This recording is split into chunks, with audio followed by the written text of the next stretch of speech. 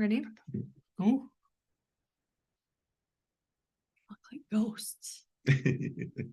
Hi guys, welcome. This is Essence of Medicine. Today we're doing spine focused. Ready? Go. Oh, we have to stop it. No, we don't. Just silence it. Okay. Hi guys, welcome to Essence of Medicine. Today we're going to be talking about spine focused exams. I'm Amanda Armagast. My name is Alyssa Haber. Dominic Moore. And Dr. Bossi for Essence. So we are going to talk I'm hoping just 15-20 minutes about something that everybody in the musculoskeletal, especially in the spine, is going to need. Many of these elements you have learned in your school, but sometimes if you don't practice it, they might be a little rusty. But as well, even if you know it, there are lots of subtleties to this kind of physical exam. Obviously, we are not going to talk about entire neurosurgical or neurological exam, and we are not talking about the things that are not necessarily related to spine management and diagnostic. Those things are like heart, lung, and vascular and so on. Those things are basic, that knowledge you should acquire somewhere. So this is just focused about what's a must in the neurosurgical spine-related exam. Now, we have done that before, but a neurological exam comes in 5 or 6 different packages or groups of exams.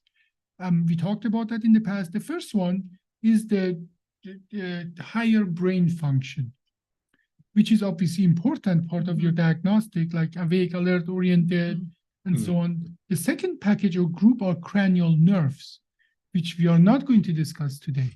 That is actually a vast area by itself. I think we should do that eventually. And I can probably speak for Dominic too, at least in my experience, when they talk about neurological exams, about 99% of it is spent on the cranial nerves, at least in my schooling. It is vast. I mean, imagine it was a time that just by examining you in your cranial nerve and some other things, we would know where the tumor is. And we would go and right there, just based on that. And that can go on and on. But this is not part of this. Let's have another session just for cranial nerve, and it's beautiful. Once you understand that, it is like you guys have done calculus. You don't get it, you don't get it, you don't get it. All of a sudden you get it. You examine a patient, you know exactly where the tumor is, where you need to go. Okay?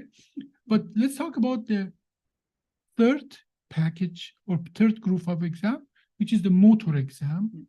Then literally the fourth is the sensory. So we are not going to talk about the higher brain function. We are not going to talk about the cranial nerve. We are going to talk about motor, sensory. We have 4. Reflexes? Yeah, okay. Perfect. And the last segment is coordination. Oh, okay. But sometimes people pack the reflex and coordination in one group. I could see that. They deal with that as one group. Okay. Let's, without any further ado, let's start. We do upper extremity on you. If you don't mind to go a little back, so Alyssa and I can sit across each other. Let's talk about the motor exam. What are we trying to measure? Well, we're trying to measure basically the strength of the patient or a baseline if they're a new patient. And that can tell you if the problem is the muscle, if the problem is the nerve, because they behave in a different way. Correct. But before we we start doing that, how many muscles do we have in our spine or in our body? A lot. We have at least 120 in our spine, I think is the number I look at. Obviously, we are not going to measure all of them. We are going to just measure the muscle that help us to localize what nerve root, what level in the spine is causing their problem, right? Sure. That is practically the areas that we are going to measure. As well, we are going to measure the muscle strength, meaning that we have to have something as to compare it with. Correct. Okay. So, Alyssa, tell me, the muscle strength comes in numbers. How many numbers do we have for muscle strength? Up to 5 is our typical. 0 to 5. So 6 numbers. Yes. Okay. Let's start with the easiest part. Obviously, 5 is full strength. 0 is no strength. Okay. Then let's work it down from both sides. Okay. Below 5. 4. 4. What does that mean? It is you have good muscle strength, but it's not full. Correct. So in the way I find out my strength is you do a lot of resistance testing. So you know if somebody you're resisting and they are not moving, they have full strength against you, they're 5 out of 5. Now What if I bring you a tiny person, small little person, you're much stronger? How do you know it is less than normal or is it normal? How do you know that? The more patients you see, the more experience you get, Certainly. the more you are able to kind of understand what is normal for your But patient. even beyond that, you just compare it to the other side. Right. Oh, Okay. of course. Good Yeah. answer. Thank you. So you compare to the other side. Now, when you're doing that, you always have to ask the patient what's the dominant side. Okay? Because Right-handed, left-handed, typically that side's stronger in general as anyway. general anyway, both in upper and lower extremity. Oh. That's what you need to know. The right-handed people have stronger right side all through. Okay. Okay, so that is a good place to start. So we started with 0 and 5, no question. Then we start with 4, good strength, but not normal. It's just not full strength. What about 2? Now 1, we have 0, no, nothing. What about 1? What does 1 mean?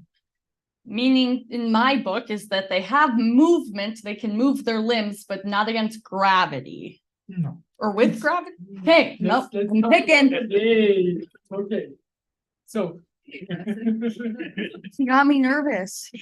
He knows how to do that. So a little nervousness, you remember, it makes the memory Never stick. forget again. That makes the memory stick. So a little nervousness is okay. So Sure. now, in the 1, you see muscle twitching, but Okay. muscle twitching does not end moving the extremity.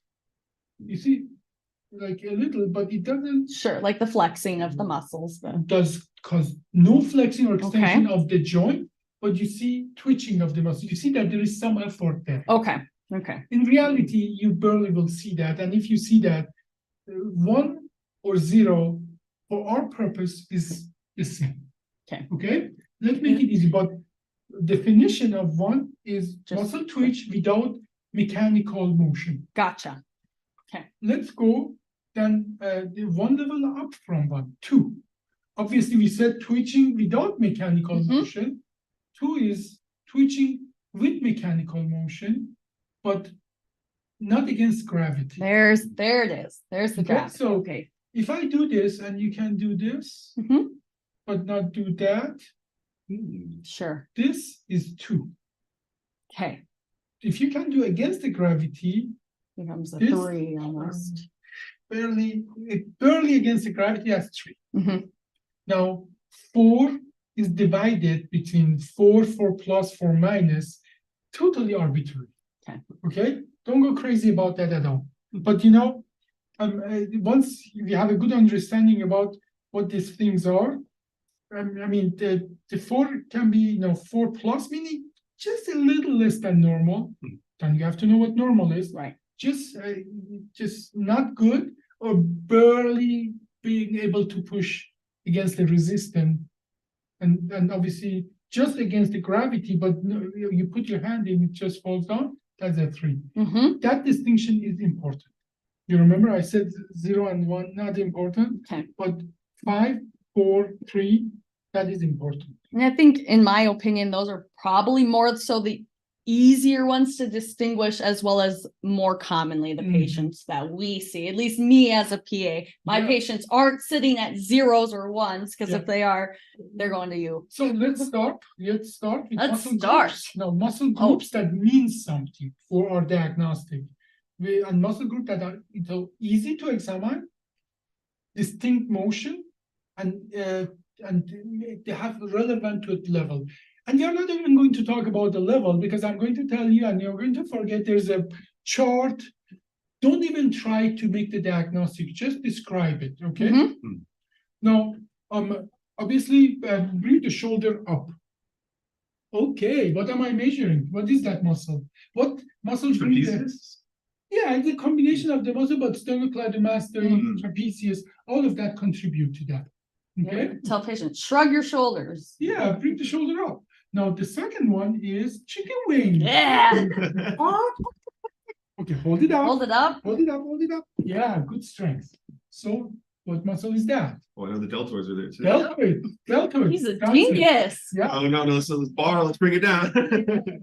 He's a PA. So, Hey. Should we- so, and we specify them, as a matter of fact, now, the trapezius sternocleidomastoid is not really a big deal, okay? But deltoid is important.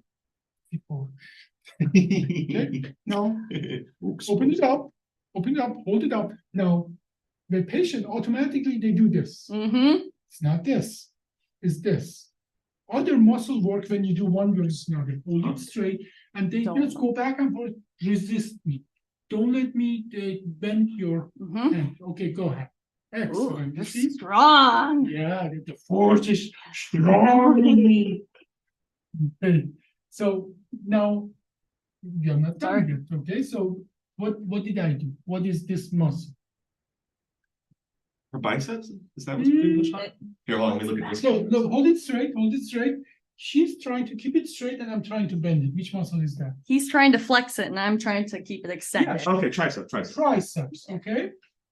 Bend them like again. This, not this, not this. This.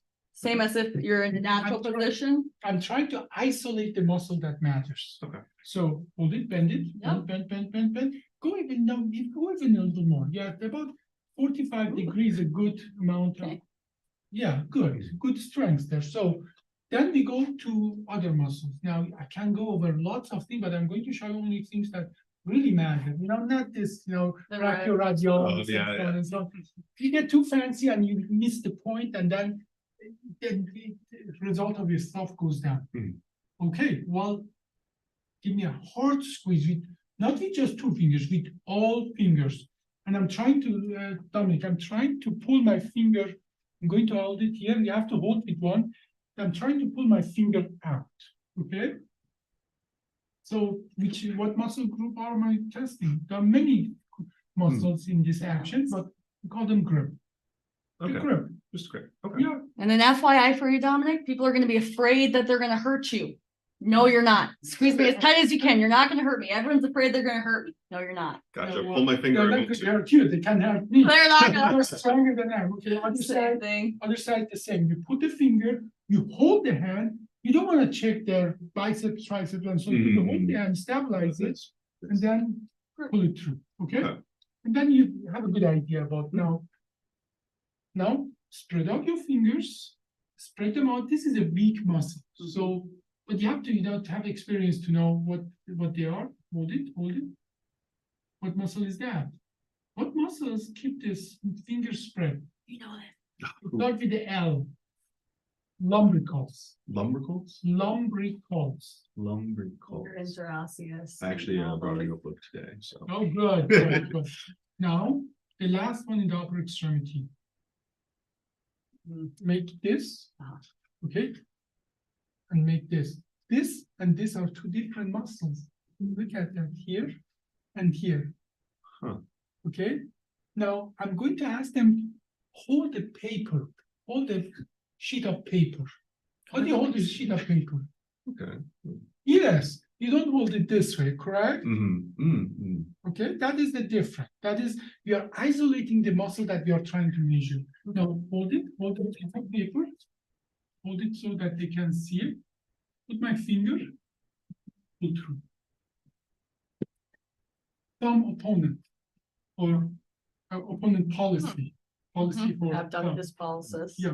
Yep. Yeah, flexor opponent policy. Okay, the other way as well. Hold it, hold it, hold it. Pull it through, okay? Yeah, I'm stronger than I look. Oh, I know. Okay. Okay, so I'm not trying to arm wrestle. now let's start with the rest of the upper extremity. Okay. So we talked about the motor, which is an extremely important exam. And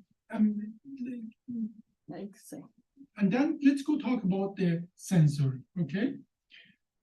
Human body is, there's actually, I did a TikTok about that. If you're interested, go watch it. How human body is made. We are first a cell, group of cell, right? Mhm. When we are 60 or so cells, we become a tube, like a worm. In that worm, there are centers of cells that they develop you get it. I mean, we don't need to go there. Okay. So the center of cells induce growth. Each of them become actually that center of cells induce or embryological development, but then they go die. Once they are done, there's no need for them. Do you know what those centers become at the end? Are discs. That is why the disc is so few cells there, because this is actually what it tells the surrounding area become a bone, become a nerve, become a artery, become a vein, and so on. So, and that is why all those things grow in that direction. Like now, some of them become, each of them, no, the upper 6 or so become our brain, and lots of stuff, or larynx, and so on. In fish, they become their gills, and so on and so forth. The rest of them, they become this segmental. That's why vertebrae, they all look alike. Some of those segments, they grow, become our arms and legs. Now, those segments that become arm and legs, they are in the arm, in more, actually the 9th, 8th, 10th, which is right. Where you get actually, no, actually not the right. Those are the 6th, the 3rd to 8th, but there's variability there, okay? For So, nerve levels. But exactly those nerves, C1, C2, C3, C4, but above that, there are some other segments that make your brain, make your cerebellum, make your larynx, make and so on and so forth. But then other segment becomes your arm. So the arms are not your higher segment, and so not surprisingly, the legs are not your lower, because most of your vertebrates, they have tail, right? So you see an alligator, the ball plan is the same. Only in human, the part that would be the tail is rudimentary, becomes sacrum and coccyx. Okay, but this is one of my professor did that I still remember that. If you want to know how the segments of the humans are made, imagine me on the table. Oh, I'm imagining. Yeah. Okay. Then, I know I'm not going down that way. And then you put your hands this way, Okay. and in the same manner, I have 4 legs. These are my The front same legs, way. and my hands. And if you look at the anatomy of the animals, it is like that. Now I am like this, and the legs as well. Outside, they are turning like outside, like that. And now start cutting in segments. So does that make sense now that 6, Sure. 7, 8? It's still C1? the, Yeah. I see what you're saying. I did. Did it click? Yeah, like calculus, man. Yeah. So now start cutting it that way. Then you see, and and guess what? In most of the animals, what is their hind? What is their like their buttock is going out, right? Right. Now we come to that. When we are doing that, you will see that that's why Oh. S1 is the heel. You remember? S1 is The heel as well as. and then the perianal area is S2 and S3 because it's further back. Cut the segment. Yeah, you cut them that segment. So, but more or less, let's talk about things that really matter. Yeah. So things that really matter for your thing, and don't try to diagnose it, just describe it. Shoulder, upper arm, outer upper arm. That is absolutely fine, okay? You rather do that, you say that, shoulder and upper arm, outer upper arm, that you say like 4 and 5, and then I'm not sure if you mean that or not. Right. So if you know that thing and so on, if you're really confident about that, you have looked it up, you can say 4 and 5, but make it easy on Let's yourself. just say I'm a big anterior, posterior, medial, lateral aspect That's of, the best way. forearm. And there is no question about Right. that you think it's 4, but you did look at the wrong chart, and then you're talking about something else. Okay, now, but generally 4 and 5, you see the 6, Yeah. you see the 6 here, that is how you remember it.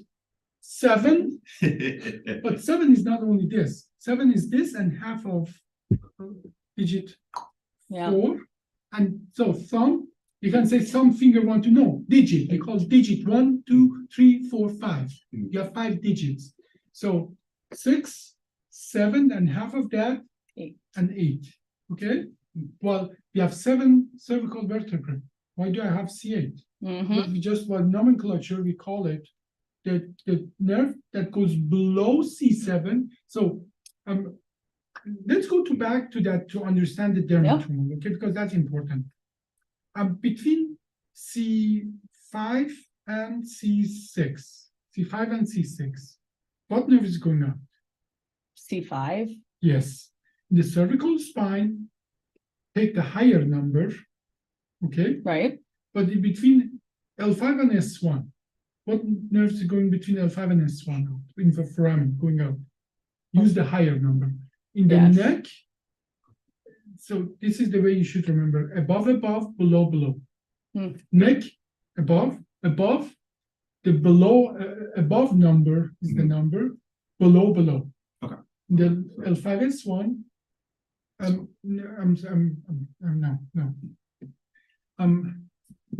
let's go back there. Okay, C5, 6. 6 would be above. Yeah, no, C5, 6. Mm. It's a C6. L4, 5. 4 is the lower, below. 4, 5, 4 is going out. Okay. The lower number, not the lower level, lower number. I'm talking, these are regarding the numbers. Mhm. Above, below. Mhm. And this just regarding the numbers, okay? Mhm. So 3, 4, what's going on? L3, 4, Would be L3 coming out. C3, 4, 4. 4. Yeah. Go up. There you go. Above the higher number, below the lower number, okay? Because between the cervical and thoracic, we have an extra C8, Correct. okay? Don't ask me why they call it that way. I'm just saying it, okay? So, What? You don't have an answer for something? no, I don't know. Write that down, No, I don't- Charlie. That's on camera. So, it's another important factor. Though. Right. Now that we are talking about that, this is specifically and especially for the lumbar spine, okay? Now that we are trying to identify the levels, right? Mhm. Okay, you have a C6. Mhm. Vast majority of the cases, this C6, 7 that's causing the problem, right? I would agree. Yeah. I would Now, agree. let's imagine you have a L5, S1 disc herniation. Hmm? Most of the time, what symptoms do you have? Numbness, tingling, low Yeah. back pain, and then typically What nerve? symptoms What to nerve root though? L5 down to the the Yeah. toes and the heels, so they So- get more the S1 So dermatonal L5, level. S1, even though the L5 is going out, you are Yeah. 70 to 80% more likely to have S1 symptom because the nerve that going out is going just next out to the pedicle of the level above. Mhm. It barely comes in contact to the disc itself. In the lateral recess, actually the nerve of the level below is most likely to be affected. So the way once we have an anatomical model, I'll show it to you, Dominic. So then most of the time, 80% of the time, the disc herniation is in the lateral recess. Mhm. In the lateral recess is the nerve of the level below that is passing through to go out through the lower level. So, but you describe it, I diagnose it. Don't get too fancy on this. You say patient has numbness tingling in the heel and outside of the foot, or you say patient has digit 1 and 2 Mhm. numbness tingling pain, and then I diagnose it, okay? So, but once you're really good at it, you can tell me that patient has a C6 and C7 left radiculopathy and sensory deficit, and then that's but describe it. Don't hesitate to describe it, okay? Sure. So then we go to the reflexes, okay? Sit square, uncross your leg, put your hand. I'm not sure if they see that. No, to do that, I mean, I was gonna say. to do it properly, you have to put it on your lap and truly relax. And and this is not a major part except you have myelopathy. Then it becomes really important. We talk about it in a second. But to do this test, you put the hands like this again, anatomical, relax, and then I'm holding it, and then I go with my reflex hammer, hit it here. Okay, Stop it. You're Well, You're making me. eventually you become good at it. Mhm. I don't have a reflex arm. Right. This is my reflex hammer. Yeah, so, and I don't wanna hurt anybody. Mhm. I put my finger here, then I know if I'm hurting somebody or not, and I put it Mm. on my finger. Look at the hand now. I mean, that's why there's two reasons for that. Not only, I mean, I cannot do it so everybody Yeah. can see, but if you try it right, you feel it more than you see it. Reflexes are more felt than seen. But here, relax. If you Kinda want like to, relax if you want it. her to relax, you just go and back and forth few times, passively move it so that you lose that intention. Yeah, And then, right. Don't focus. and then sometimes I say, don't focus on it, don't look at it, close your eyes, relax. And then I put my finger here and I feel that I would call your reflexes 3+. You're excited, relax. So. I'm this so is the- excited. And you don't try it for everything. You can get a reflex from everything, including masseter. Hmm. Not going to go there, it's irrelevant. And then brachioradialis, right here.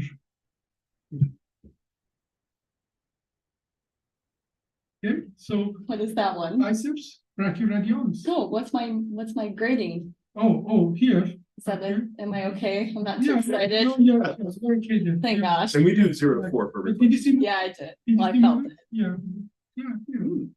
Yeah. So, now you're perfect for reflexes. Now, what are the reflexes for? If you understand what the reflexes are good for, then you understand where to put it in context and then just dismiss them completely. Hmm. What are the reflexes good for? Why do we have reflexes? Amanda, do you know why we have reflexes? So we Like don't when I get hurt. scare you, say literally, when I come and Amanda, We're- I can scare her every single time. Like, it is like after so many years, You're you should know. You are scary. It's So a talent.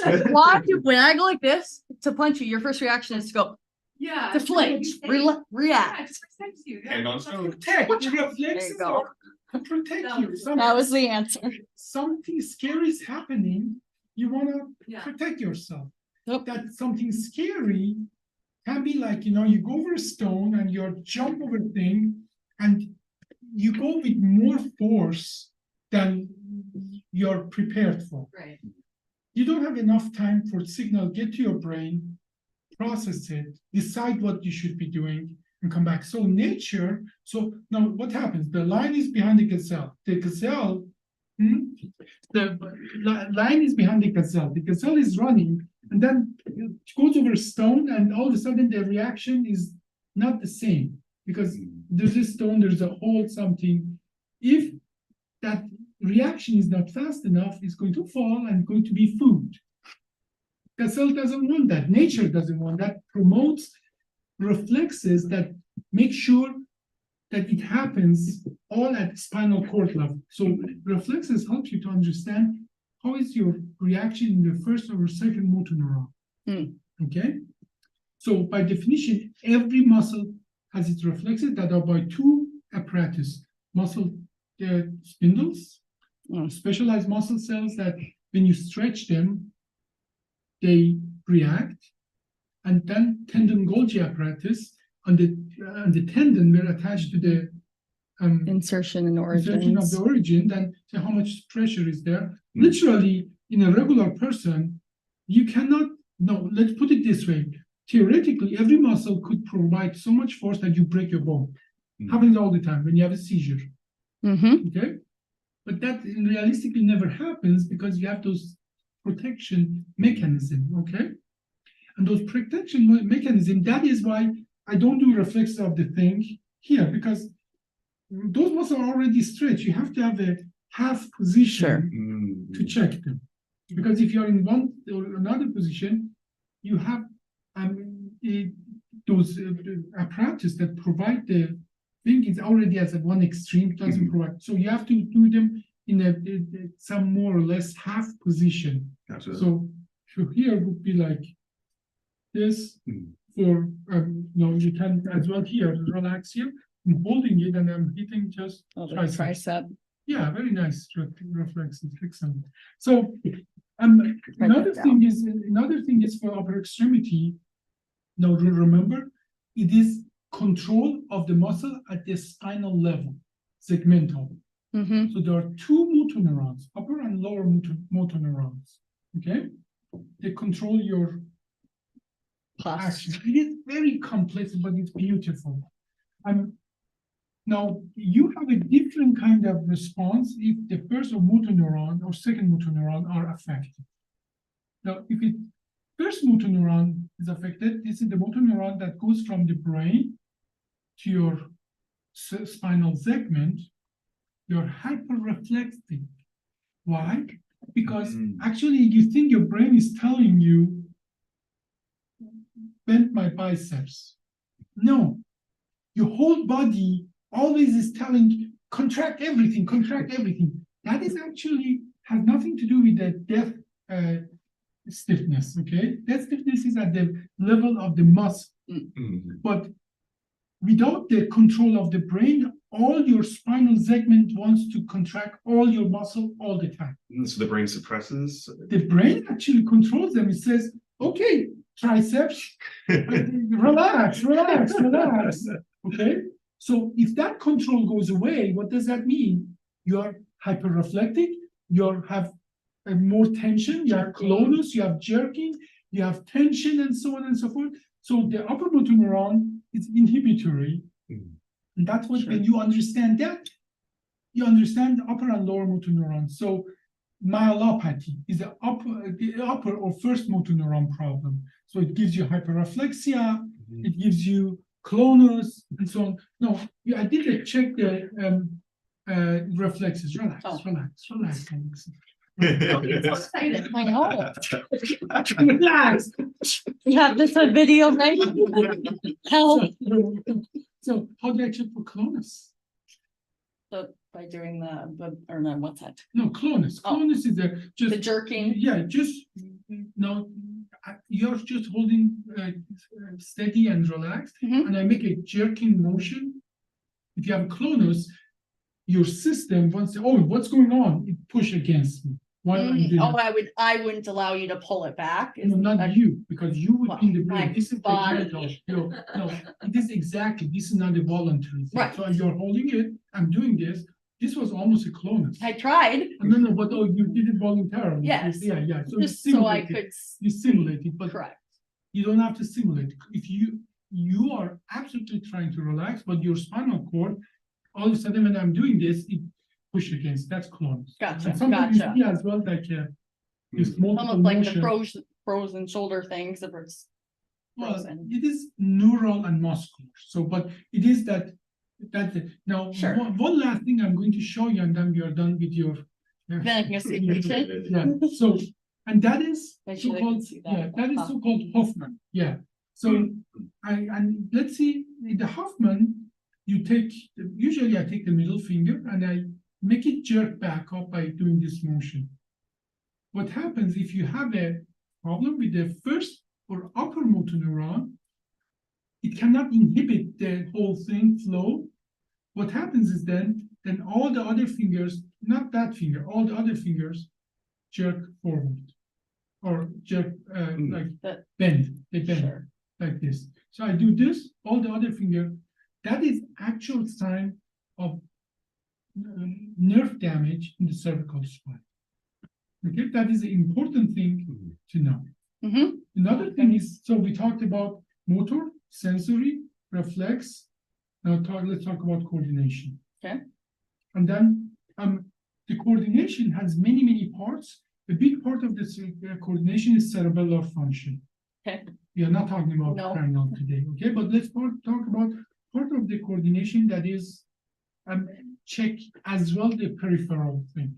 Imagine if the sensory, first of all, this is what I used to say, lots of students I used to teach that is, close your eyes, both of you close your eyes, and then exactly, you did a gesture in your hands, or make a gesture in your hands, Alison, whatever you want to do.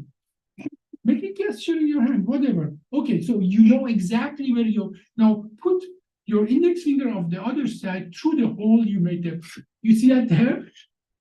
You didn't have to look. I didn't. Do you know what a wonderful amazing. You can open your eyes. No. I heard a Wonder- wonderful and amazing. Wonderful, amazing processing of the brain it is. Oh, Your brain Oh. is to make that possible, that you don't look at Isn't that, that- but then you don't where your every joint in your body they are. proprioception. Yeah. Proprioception. You have those apparatus in your joint that tell you position of the joint. Your body has adjusted it and knows exactly where they are, so it can react on that. Right. Imagine those proprioception, they go through the posterior column of the spinal cord. Again, the beauty of it, if you know the anatomy, you know everything. Now, imagine if that's broken, then you cannot do this, but you can do it when you use your eyes, and you use your eyes. But if you close your eyes, you cannot Yeah. do it. So I have no explanation as to why I'm clumsy and I'm hurting and TikTok thinks I need to get checked out by you. Well, So let's do this. Let's check your I am- proprioception. check out. Okay, now, touch my finger with your index finger, touch your nose. Back and forth. Am I allowed to look? Yeah, obviously. Okay. Now, I move it around. Now, with the eyes, you're controlling it, and it works. So your cerebellum is fine. Now, Okay. I'm going to hold my hand here, touch my finger, touch your nose, and not moving, close your eyes now. And do Oh, the same. that's tough. You see that there? Or even better, close your eyes. So I'm removing the cerebellar and cranial function of it. Mhm. Touch your both, you stretch out your arms, Oh, I know this. Yeah. and then touch your fingers on Oh. both. I say, don't I go back and forth? Yeah, that's it. So you see that there? And I know this function are impacting you. Okay? Okay. When you're asking about the sensory, you have to separate a few additional things. You have to ask them about, numbness, tingling, burning sensation, what quality of the sensory Mhm. deficit you have or pain you have. And as well in the upper extremity, change for Sperling sign. That means that foramen is Sperling sign. Impingement. Can you check my Sperling sign? How do you check it? That's when you turn it towards the direction of area and you I press either down. turn it or push against it. I guess, yeah, I typically create up and over Yeah. and then I, Sperling sign. That means that when you push on that hole becomes smaller, and then you have pain going down. right, the- a positive Sperling sign would be a positive reaction or reinforcement of their symptoms that they had prior. Exactly. Okay, well, you All right. almost done with the upper extremity. High five. I was waiting for him to move it. I know. So slow. now let's now do the lower. Okay, I'm gonna go see a patient. Yeah. So Dominic, the lower. Thank you. Oh, we are still doing the lower extremity. Oh, gotcha. Okay, so, excellent, now. If you can concentrate it. Now, the same way like the upper extremity, the lower extremity, there are many muscles, but you are going to check only those that really matter for physical examination. Same graduation, 0 to 5. And let's go proximal to distal, meaning up to down. What do you think which muscle is the most upper part of the lower extremity that we check? Quadriceps? No, there's one above it. A little higher? And one. Ellipsoid. Iliopsoas, yeah. Okay. Ellipsoid. Now I'm going to show you how to check ellipsoid. Now bring the knee straight up. Now put your hands away because I just want to check just bring it straight up, and I'm pushing against that. That is the Okay. function of ellipsoid, and people confuse it with quadriceps because when the patient is laying down, Mm. both are working the same way. You want to know for the ellipsoas, it's hard to check it on a patient that's laying down. Many of our patients for the OLEF, where I poke holes in ellipsoas, they have ellipsoas weakness, and people call me, patient has quadriceps weakness. No, patient doesn't have quadriceps weakness. If on a patient that's laying down, you want to check the quadriceps versus ellipsoas, then you ask them to bend the knee a little. Now imagine if you're laying down, you're bending the knee, and then I ask them to bring the knee up toward the chest, Mm. rather than, and that it makes it separated a little better. Then let's talk about quadriceps. Make it straight. You hold it straight up. I'm holding behind the knee, and I'm pushing it down. You keep it up. Don't. Show me stronger. Excellent. That's quadriceps. Now the hamstring. Bend it now. Bend it. Show me strong. You can bend it. Bend, bend, bend, bend, bend, bend. Excellent. You're very strong. Okay. Hand. Now, in no situation, no matter how strong you are, your arm should be able to overcome quadriceps or hamstring. Never ever. So if you can overcome their strength with your arm, imagine how much more muscle you have in the arm than I have in the leg, then it is significant. It's not 4, it's 4 minus. If you can overcome that, it's 4 minus. Okay, 4 or 4 minus. Now let's go further down. These are segments that matter. Okay. When I go down, obviously you put your feet. This is what I tell my patient. Can you bring it a little further down? That's the thing. I ask them to stretch your feet, put it in front of you like this, and hold it there. And obviously it's better to do it without shoe, but you can do it with the shoe. Now push down. Push down. What muscle is that? Gosh, Gastrocnemius. Gastrocnemius. Yes. oh. Gastrocnemius. Okay, obviously that's the muscle you. Mhm. Now hold them again there. Now bring the toes up toward the nose. Hold them up. Now I can push the whole foot down, which is tibialis anterior, or I can ask you to just bring the toes. I usually check them both at the same time because both are more or less same segment L5. Okay, so bring the toes up. That EHL, extensor hallucis longus. Okay, very good, very strong. Okay, now then we go about the segments again. Have a chart and check that. But just for overall thing, that is just rule of thumb. Okay, there's lots of variability, but front of the thigh is L2 and L3, groin is L1, L2, L3, side is L4, top of the foot toe, big toe is L5, outside of the foot and heel is S1. Okay, so this is also L5 right here? Yeah, and you remember I said you put, in that thing, you put it outside like that. Imagine L5, S1, and then the buttock and perineal area is S2 and S3. Okay, now it's a sensory, and again the quality and so on, and then reflexes say relax, relax, relax, relax. Wow, you guys are really excited to be here. And then for clonus and Achilles, you can do this. But what I do, I just hold this. Yeah, clonus, a little bit of clonus.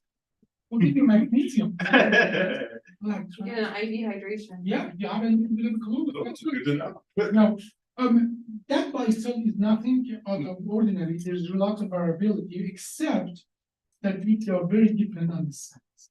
That's more important, at least for what we do. And then the coordination is, to put your heel on your shin and go down. Other side, that's coordination. Good. And then as well, watch the patient walk. That is very important. But many times, it's important to just observe the patient, how they move. Like, ask the question about unbuttoning your shirt. That's kind of myelopathy. If they cannot really find motor reaction, that's another sign of myelopathy. Is the first motor neuron in the lumbar spine when you're an adult. Okay, when you're a baby, your spinal cord goes all the way to your sacrum.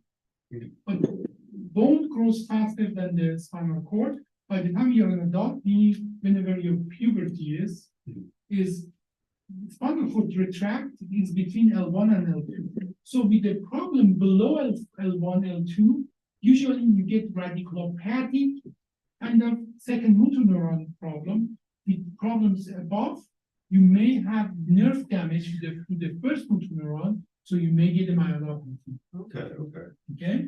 So and that is practically all what it is to the neurological exam focus for the spine. Now, there's some other thing like Babinski, which you differentiate between the first and motor neuron. The Babinski is like Hoffman for lower extremity, more or less. Okay, and with Babinski, now not really core part of our exam, the spine exam. So for that, let's just omit it for now. Okay. What else? Okay, now I'm going to give you, since you guys have been a good audience, I'm going to give you a nice, beautiful story. So, Babinski or grip reflex in the children, Mhm. both are positive, right? Mhm. So what is a grip reflex on the children? You put your finger in their hand, they cannot do anything else. They grab on, Mhm. correct? Now, why do babies have that, and when does it go away? I don't remember when it goes away, but I know it's an evolutionary thing because when baby is a baby, anything that goes in its hand, he wants to hold and maybe put in its mouth or not fall. Not fall. The mama lives on the trees, and downstairs on the forest ground, there are cheetahs. They would be happy to have a small little snack, right? You have to grab on your furry mama so that you don't fall down. And you can't do anything. You can, but actually there's a picture of me that they have this baby newborn on a line, they're just hanging on the line with their hands. Now, our feet are not good for grabbing. For lots of animals, primates, feet are as good for grabbing as the arm. Mhm. So both grab and reflex when you touch something on the hand and it wants to grab it. And Babinski, where you rub something against the feet and the toes go down, are the remnant of the same thing. To grab and not fall and not die. When it goes away is when you start walking where you're malinating and your brain take over the spine. That is when it goes away. For that reason, when brain again have a stroke or a problem, No longer Again, suppressed. no longer suppressed, they take over again. So you have it as a baby, your brain says, you don't really need that. You don't have to hang on your mommy's fur. And then when the brain is gone, then you go back and become pathologically dead. Now, there are many ways to provoke Babinski, right? Babinski, you can here, outside, or even shit. Oh. No, they don't call it Babinski, they call it a different name, but it's the same thing. People just, doctors, they just love to put their name on it. Right? So, but all of that, it goes protect you from falling from a tree. So here, this is the branch of a tree, and I'm a monkey. And I'm swinging and so on. And usually I go and grab, and before my brain thing, Babinski, these four go forward, the thumb goes backward to grab. Traditional Babinski is exactly that. The two big toes, they go forward, the big toe go backward. It goes back to grab. Okay. But let's say I'm a little clumsy monkey, and instead of hitting that here, I come to the outside. Or even worse, I come and hit it with here. Goes forward, I fall down, I grab. All of that is protect you from not falling from the tree. Once when you walk, your body says you don't have to have that. So Babinski goes away when children start to walk. And it comes back when the brain loses the control over those segments of the spinal cord for most of this, which is in your lower thoracic, because the lower thoracic is the nerve cell of the second motor neuron of the lower extremity. One more time. The spinal cord ends at L1, L2. So the cells for S1 segment are all the way up in L1, the cell. The rest is cauda equina.